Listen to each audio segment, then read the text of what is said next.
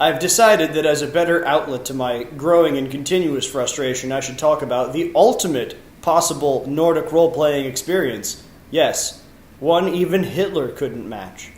I mean, seriously. Germans? White? This game has actually made it into the Guinness Book of World Records for the first survival game ever made, and possibly also the harshest survival game ever made. But you know what? That doesn't matter. Let's all settle in, get yourself a nice hot mug of Gamer Girl diarrhea, and let's do this. Let's play Unreal World.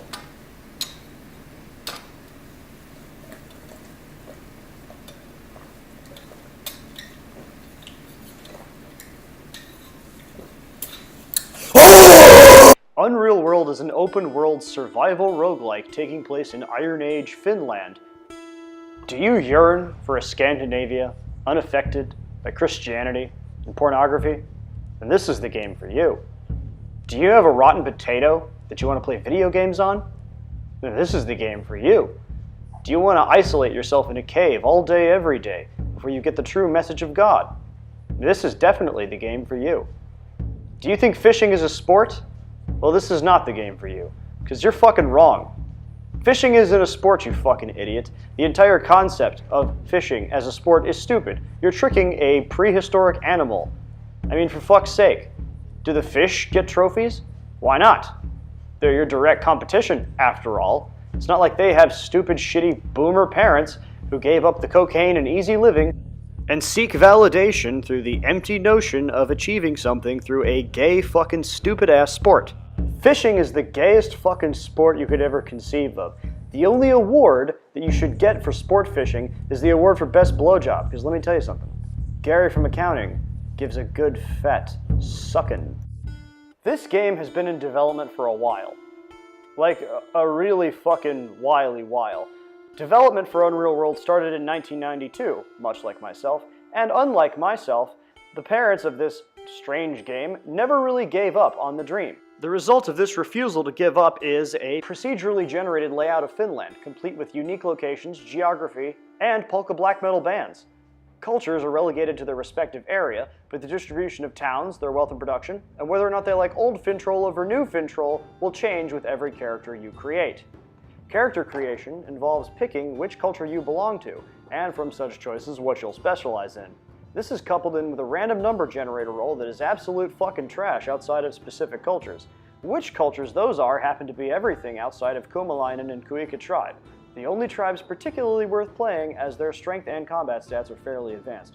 Everything else relegates you to the supporting cast of the movie Pathfinder. The original one, not the dumpster fire movie remake. Philosophy.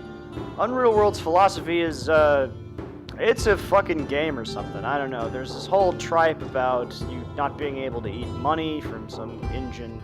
I don't know. There's really no cheeseburgers in the game, so who knows? The game itself is more simulation than fantasy roguelike. There are fantasy elements such as spells and a belief that living in the Dark Ages was superior to now, but otherwise it's a very down-to-earth setting. The world itself is enormous, and you could travel far and wide exploring all of it and still get a different experience every time. This is due in part to the absence of class systems, which means you could live as a vagabond murder hobo, as per standard fantasy characters, or as a fisherman who loves fish and fishing and boats and fishing, or as a cave-dwelling vagabond, or a forest mystic, barely eking out a subsistence living, or you could be a snow gorilla, stalking your prey in the winter until the precise moment, or a traveling merchant, undermining the stability of your host nation. This is due in part to the stat and skill system, which determines how your character will interact with the outside world and what purpose they will serve, such as the ones mentioned above. However, the real purpose of Unreal World, undiscovered by plebs who think that owning a small cabin you made yourself is something special in the absence of zoning laws, is an in-depth and visceral simulation of the Volga Viking lifestyle during the 9th and 10th centuries. Arming up, sailing down the rivers, and beating the ever-loving shit out of anything on the Baltic coast is where the game really shines. Which means you really shouldn't start in the winter. Stupid. That's when all the water freezes. Except for the rapids, which never freeze and have lots of fish.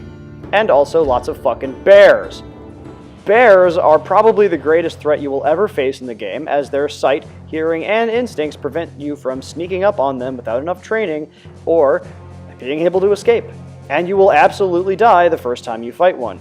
However, through meticulous planning, arranging traps, and fighting intelligently, you will eventually undergo the satisfaction of killing a bear, skinning it, butchering it, and seeing the majority of any meat you get go to waste as you failed to plan out exactly how to store and preserve so much bear meat. Building your cabin by the rapids will give you a stable base of operations to work out of, assuming you don't get so fed up by the building process that you go looking for a fight and end up face-raped to death by some roving predator, prompting you to quit the game and wonder why the fuck you ever thought some freezing Inuit ever had any goddamn good ideas about game design. This fucking game is so hard! But stick with it, plan carefully, and utterly exploit the fact that the game saves character files in an actual character file a la Doki Doki Literature Club, with nothing to stop you from copying them before booting the game up, giving you a backup clone should you do something stupid like, say, swimming in full armor, or taking on a gang of robbers by yourself, or anything that the game does not explicitly tell you not to do, because it's that kind of game. And soon enough, you will become one of the most influential and powerful men in the region. Or you could just fucking throw all that fun shit away and do a pacifist run and fish outside of a local village before dying of testicular frostbite at the age of 32. Or play the mythological shield maiden that obese male feminists with submission fantasies and leg beards on TG keep pretending actually existed, despite the severe lack of evidence and utter lack of damage to the supposedly recovered corpse that one would accumulate from even the most basic of combat training. But hey, objectivity is a spook, and nobody really needs these more careful, accurate explanations that apply to botched archaeological work from the mishandling of evidence from a dig that happened in the fucking Victorian times. Seriously, why bother reading into this stuff at all? Why don't you just swallow up everything the History Channel tells you? The same channel that tells you that aliens did everything, and God is real, through aliens, because why not? This is a fantasy game, which means that every Mary Sue trope and convention, except for those inconvenient to my retarded worldview that hasn't been punished enough for its transgressions upon all basic logic and human decency, applies. Until, of course, you actually play the game, and consider killing yourself the first time you realize how the sleeping, injury, food, and hunger mechanics apply to the broken pile of shit you dared to call a body. This game is intensely frustrating, and very unforgiving to new players. Why I suggest you don't actually start abusing the save mechanic until at least 23 of your precious fetal alcoholics have died. This will teach you to have an understanding and respect for the land, which I'm pretty sure is what the developers want you to do in that stupid diatribe at the end of the game. Also, you should probably stick to the village scenario your first playthrough. It's usually the easiest one. That is, until you get thrown out of the village for trying to start a fire on their property because you were freezing to death, you got shot in the forehead, wake up stranded in a pine mire with your toes cracking off, and die. On the other hand, unfortunate hunting trip start scenarios grant you extra clothing, weapons, and tools, at the cost of having to see your father die. Which isn't really much of a cost, since you'll never hear him drinking and wondering aloud what exactly he did for his kids to grow up masturbating to cartoons in Japan and wanting to fuck their siblings. Unreal World's skill system is as complex and unintuitive as you could imagine. You really need to specialize in character creation. There is no one playthrough fits all. Having points in fucking flail, for instance, will never help you fight anything other than yourself. Weather lore is also a completely fucking useless skill, which is why most of the old Laplanders in the game are already trained in it, and will put that skill to use telling you just how shitty your environment is going to get in the next few hours. You should always go for custom character creation in this respect. This will allow you to drain the worthless fucking agriculture and herb lore skills and put those points into useful things, like spear. Just about every other skill in the game can be ignored, but spear. Spear allows you to effectively throw javelins, which will kill the ever-loving shit out of tons of enemies with a couple of throws. Like Vikings, you can even wield javelins in both hands, which from stealth at close range will drop an enemy dead before they've even realized what's happening, if, of course, you were careful enough to sneak up on them while they were sleeping and fatigue, and made sure they weren't wearing any extensive body armor on the area that you are targeting. Combat is as engaging as it is infuriating. You can target different areas of the body, and all areas of the body can be harmed with different effects. You could javelin someone's leg and prevent them from running while you throw rocks at them and remind them that Allah declared the penalty for adultery as death. Or you could cut their arms, ensuring that they keep dropping their fucking knife every time they try to stab you, as a free action, getting stabbed by you. every time they try to pick the knife up. When enemies are knocked unconscious, you can death blow them, or you can attempt to death blow them, and reminisce about the fact that you stabbed someone like 8 fucking times in the skull rather than risk letting them bleed out and getting to you, while in therapy. Or you could attack the foreign merchants on the coast from your raft, stabbing and drowning every Gershan Hayam that swims through your javelin fire before getting shot through the eye by his friend Jaime because goddammit they all move in groups of 6. Fuck this game. Party members can be recruited from among the inbred Finnish retards in various settlements, provided that you provide their fat asses with enough food to hold Tess Holiday over for a couple of seconds. Having backup improves the combat significantly, however, as you can drop an enemy with a ranged attack and then watch your Berserk Teresa's fanboy and his friends move in and slash the enemy's throat open for daring to talk bad about the mediocrity that is the Varangian way. I'm sorry, it just doesn't compare to Battle Metal or Stand Up and Fight. Even the Rasputin EP is better. It's really not a big deal. Not every Viking metal album is going to be a hit. Liking Viking metal is hard enough in and of itself, being a niche of a niche of a niche genre, but that doesn't mean you have to be retarded about it. For fuck's sake. And Seferim hasn't been very good since Yari left. It happens! That being said, the music is quite nice. It has soft acoustics and some light drummy boys throughout. That being said, it's also pretty scant. The music more or less only plays when you start, or when you perform rituals, and when you die. So you'll hear plenty of it when you first start playing, but eventually you'll want something to fill the void while you're out hunting the enemy.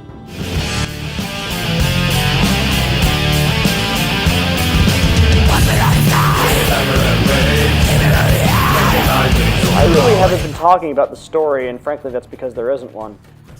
There's some lore about Finland and music of the gods and how humans don't dance to the music, and yeah, it's pretty much the Silmarillion in Finland.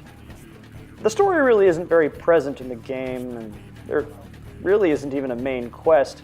There aren't any plot-critical NPCs. All NPCs can be killed, by the way. There really isn't even a villain, except for maybe the communists you end up fighting. Or Finland itself, I suppose, which really isn't a very bad antagonist. The point itself really is kind of the negation of your typical RPG or survival game.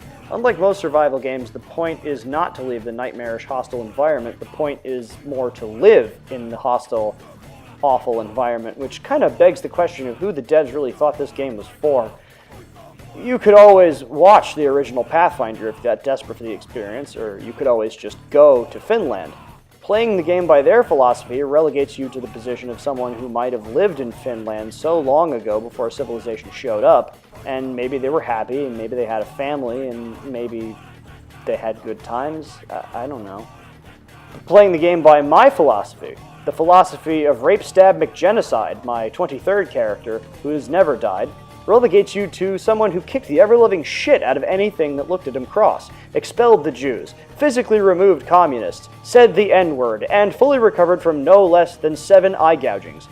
He's basically Odin, which I suppose isn't really how you're supposed to play the game unless you like having fun, throwing weapons, and skiing over the corpse of Karl Marx and his shit philosophy. This game has eaten away way more of my time than I ever thought it would, which is great for staving off my reaching maturity and respectability. Recently, I committed my first genocide in the game. I went deep into the N-word territory, armed with the broadknife, masterwork hand axe, several more broad knives, hunting knives, small knives, many javelins, a shovel, stakes, and the hard R. With a stash of food, I set up a small shelter in the woods next to a rotten communistic village.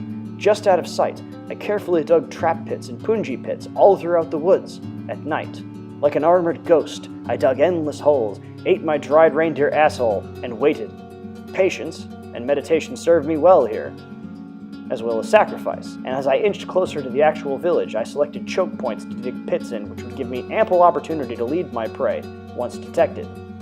I was on the edge of the pine mire, just a few trees out of eyesight, digging and filling just a few more pits before I decided to launch the attack. However, then a child discovered me and turned hostile, and immediately ate one of my javelins through his fucking chest. Then the entire village converged on me.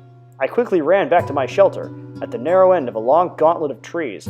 Quickly they swarmed, and just as quickly, they fell into the pits.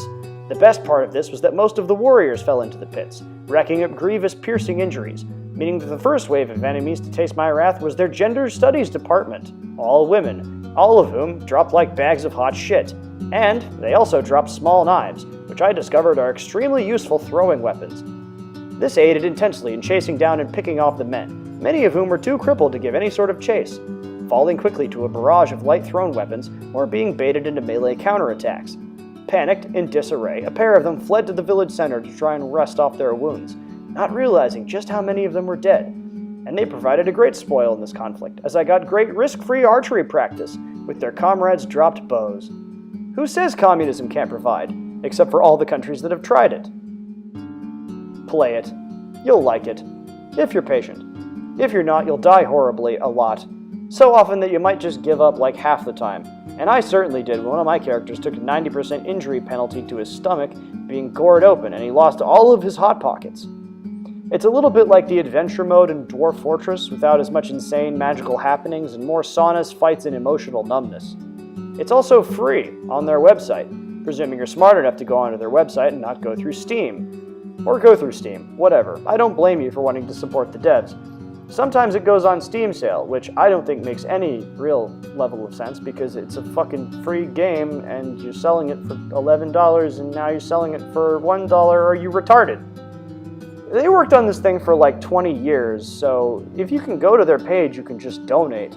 Point is, I like the game, and I think you'll like it if you're not a miserable sack of spoon-fed Zoomer trash. Final score, hard R Nyerpes N-words.